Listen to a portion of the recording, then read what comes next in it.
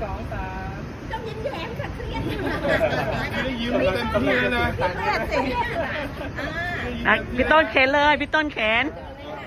พี่ต้นเข็น พี่ต้นอยู่ค่ะ เปรี้ยวๆนะ นั่นแหละไม่เป็นไรไม่เป็นไร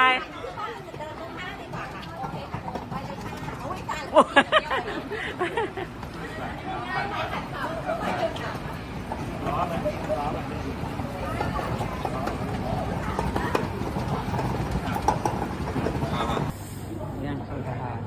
เดี๋ยวเราไปนั่งพักก่อนนะโอเค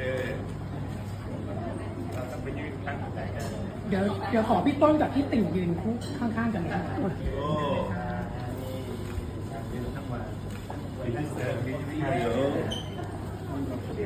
เดี๋ยวรอเวลานิดหน่อยนะเอาของไปแล้วก็เซ็นเอกสารรอเวลา